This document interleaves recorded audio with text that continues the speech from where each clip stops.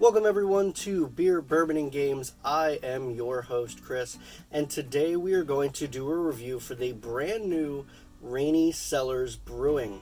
Now, the head brewer used to work at Mad Chef. He decided it was time for him to branch out, make his own place, and it opened just this week, and I happened to go there yesterday to check them out, see how their brews were, and I brought one home for the channel.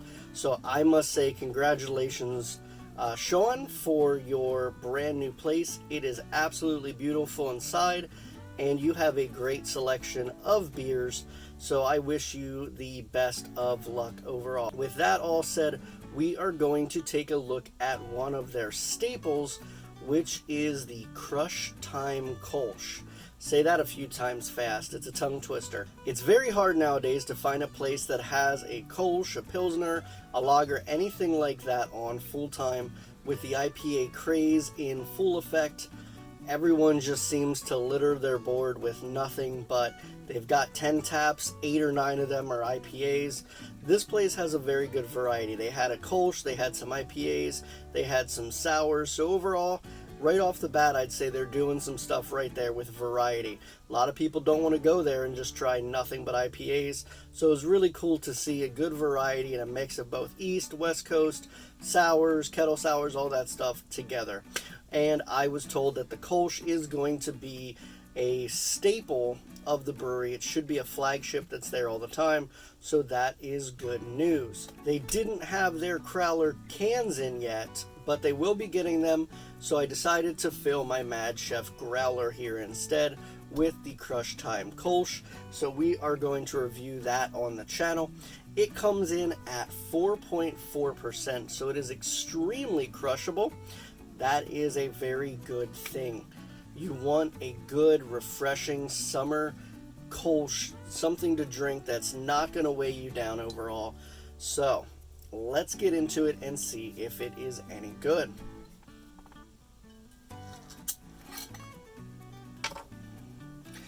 So while I am pouring this beer here, I just want to say that if you are new to the channel, think about hitting that subscribe button and leave a comment down below. That all extremely is helpful to the channel. Now with that out of the way, we have our Kolsch here. It has its beautiful golden straw color, very see-through, which is what you want to see. It has some very light carbonation filtering up to the top, and we have a thin white head. So it is a very traditional style beer, and it looks like he nailed that style right there. So very, very good picture overall. It is exactly the color we're hoping for. And let's see if it smells good.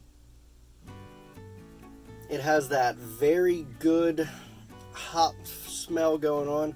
It's got that light bitterness and that yeasty, malty, pilsnerish type yeast characteristic going on here. So overall, this smells and looks exactly like it is supposed to. So 2 for 2 so far. But the most important part, of course, is the taste.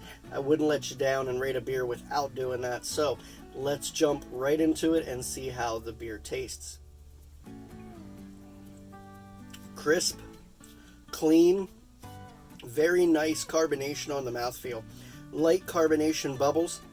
You've got that yeast characteristic, those noble hops in there. Very, very traditional tasting Kolsch. This is a very, very good beer.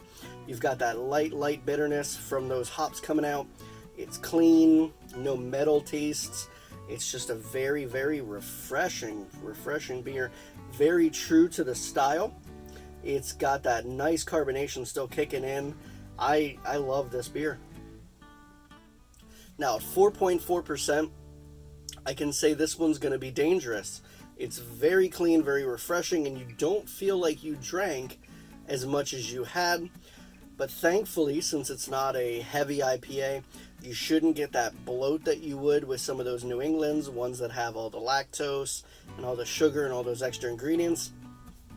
This is just a good old-fashioned German-style Kolsch going on here. So Sean, I will say out of the gate, If this is going to be your flagship, you absolutely nailed it. From the very beginning with the color to the aroma to the flavor, this is an absolute gem of a beer. And with it getting harder and harder to find people that don't just brew IPAs, this is a refreshing staple for the Lancaster County area. So thank you so much for making something different. What we need to do is actually rate the beer. Very important part. And like always, I will be rating it on the Untapped scale, which is out of 5. Now, if you'd ever like to see what I'm drinking, where I'm at, you can follow me on Untapped at BeerBourbonandGames. The rest of my social media links are going to be down below in the description. Feel free to go ahead and join me on Instagram, Facebook, Twitter, all of that. I am constantly on there updating you guys with what I'm doing and where I'm at. So, on the Untapped score, we are going to give this a near perfect. It is a 4.5 out of 5. Damn near perfect in every single way that you can be. I can't really find anything bad with it, honestly. It is just a very, very good beer in its category.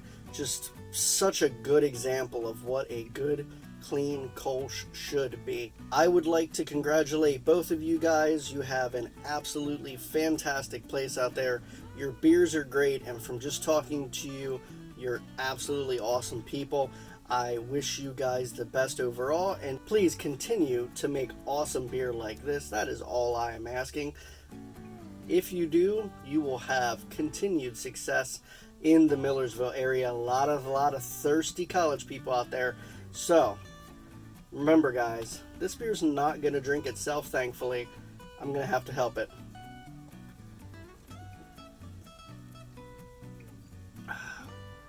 Cheers, my friends.